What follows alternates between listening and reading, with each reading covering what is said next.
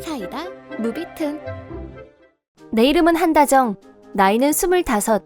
남친 왕재수와 결혼을 앞두고 있었는데 결혼식 전에 임신 사실을 알게 됐다. 각자 집안에 알리고 직장에도 말하고 여러모로 더 바쁘게 결혼식 준비를 더욱 서둘러야 했다. 남친 왕재수는 털털한 성격으로 같이 있으면 항상 마음이 편했고 그 성격에 반해서 연애를 시작한 거였다. 하지만 재수 씨한테는 딱 한 가지 단점이 있었는데 그건 자기 아버지가 하는 말은 그게 뭐든 그대로 다 받아들인다는 점이었다. 받아들인다는 표현으로도 좀 부족한 거의 아바타 수준이었고 시키면 뭐든 다 하는 복종에 가까웠다. 평소 입버릇도 아버지 말대로 하면 틀리는 법이 없어 라든가 우리 아버지 말은 법이야 법 라는 식의 사고방식이 영 마음에 걸렸었다. 제일 놀랐던 건 결혼식 한 달 전에 회사에 사표를 낸 일이었다. 아니 회사를 그만두다니 그게 무슨 말이야?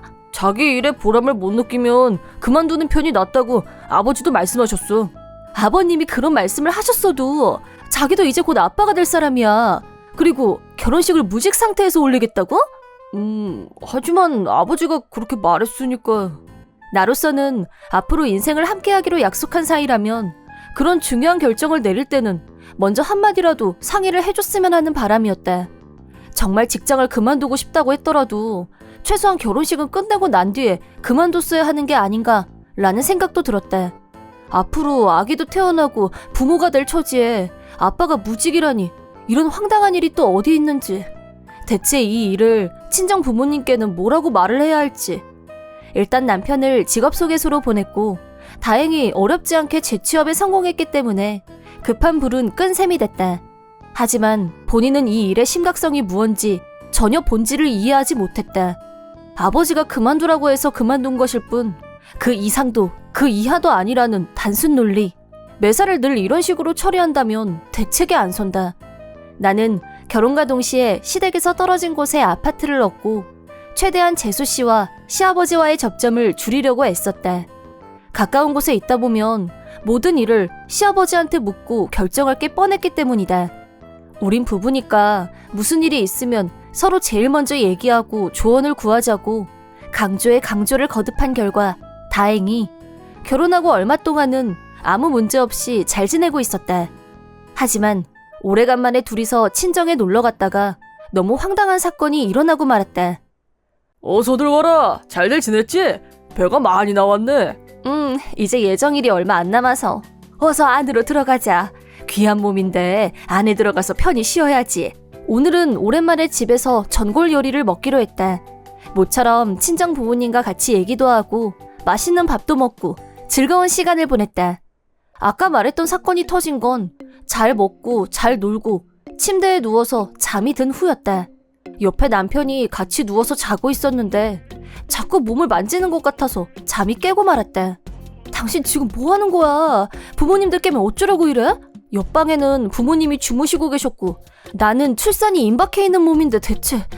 내가 아무리 거부해도 왕재수는 자신의 행동을 멈추려고 하지 않았다. 멈추기는커녕 점점 거칠게 굴었고 내 두 손을 꽉 붙들고 아예 움직이지도 못하게 만들었다. 아프단 말이야. 왜 이래 정말. 그만 못해? 컴컴해서 잘 보이지는 않았지만 어쩐지 이 남자가 제정신이 아닌 것처럼 느껴졌다. 나는 위협을 느꼈고 있는 힘을 다해 소리쳤다.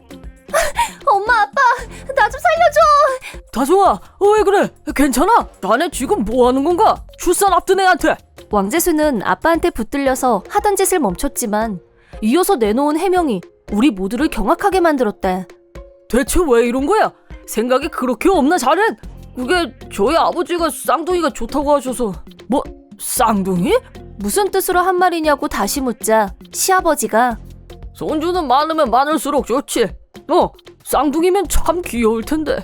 지금이라도 하나 더 추가하면 되지. 오늘 밤 네 마누라 잠잘 때 조용히 해결해라 아들아. 라면서 남편한테 미션을 수행시켰다는 말이었다. 뭐가 어쩌고 어째? 이런 터무니없는 말이 대체 세상 천재 어디에 있는지.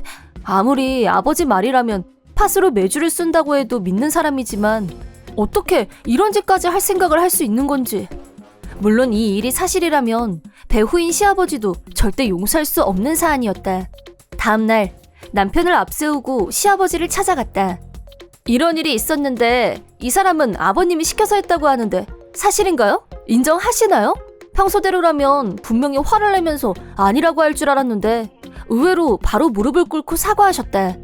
넌 내 말을 대체 뭘로 알아들은 거냐? 멍청한 놈. 이건 뭐지? 뒤에서 시킨 게 아니었단 건가? 약간 혼란이 왔을 때 시아버지 입에서 개 황당 발언이 튀어나왔다. 왜 사람을 깨워서 이사단을 만들어? 내가 잠자고 있을 때 조용히 해결하라고 그렇게 일렀는데. 잠자는 거 깨워서 미안하다. 내가 그렇게 시킨 건 아니었는데. 뭐해? 너도 사과하지 않고. 자기야, 잠 깨워서 미안해. 이 시츄에이션은 뭐지? 순간 내가 뭘 잘못 본 건가 싶기도 하고 대체 이 사과의 정체가 뭔지? 무슨 말씀을 하시는 거예요? 이게 잠을 잤느냐 깼느냐의 문제가 아니잖아요. 계속 잤으면 문제가 안 됐을 거 아니냐. 대체 저 뭐라고 생각하시는 거예요? 어디서 큰 소리야? 여자는 애 낳는 게 일이고 이왕이면 많이 낳을수록 좋고 난 쌍둥이가 좋다 이 말이다. 지금 그게 말이 된다고 생각하세요? 그래, 지금이라도 추가시키면 간단한 일을 가지고. 무지와 무개념으로 똘똘 뭉친 시아버지와는 대화 자체가 통하지 않았다. 남편도 대체 뭐가 문제야? 나를 이해 못하겠다는 표정으로 쳐다만 보고 있을 뿐 아무 도움이 안 됐다. 바로 그때 그만두지 못해! 항상 말없이 조용하고 거의 공기 같은 존재였던 시어머니가 큰 소리로 호령했다. 듣자 하니까 뭐 여자는 애나 낳는 존재라고? 그럼 남자는 돈이나 벌어오는 존재냐?